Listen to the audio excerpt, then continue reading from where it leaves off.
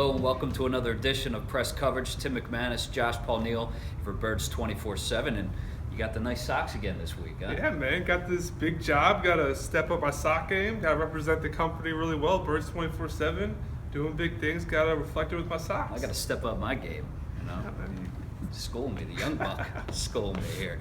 We got to get to predictions for Miami game coming up on Sunday, but let's talk about a theory that Chip Kelly put forward this week, where he said Sam Bradford and some of these other pieces on offense kind of coming in the second act of the movie, suggesting that the second half of the season will be a lot better and a smoother operation and maybe some high-flying offensive game that we haven't seen up until this point. You buying into that? I don't know about the high flying offensive part, but I definitely think we'll see a spike in production.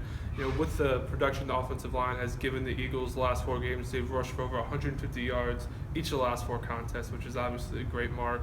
Not just the total yards, but the yards per carry. So when you have the running game working as well as it has been, Sam Bradford doesn't need to be great. He just needs to be solid.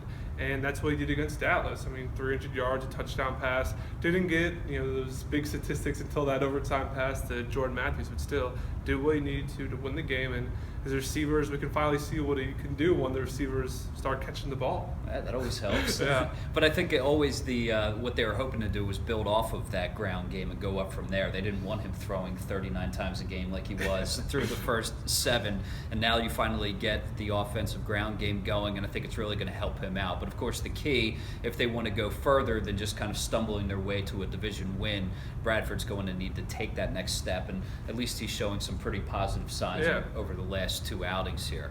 All right, how about for this week coming up against the Dolphins? You like their chances? Yeah, I'll pick the Eagles in this one, and mostly because of the ground game, like I've been saying. I mean, the Dolphins have one of the worst rush defenses in the NFL. They go 4.5 yards per carry. I think the Eagles' offensive line will be able to have their way with this Dolphins front 7.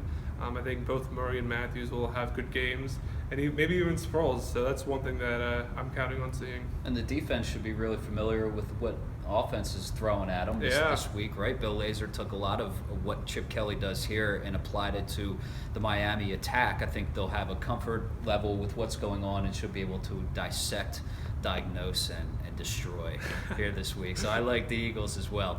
On behalf of Josh, I'm Tim. We'll catch you next time right here on Birds 24/7.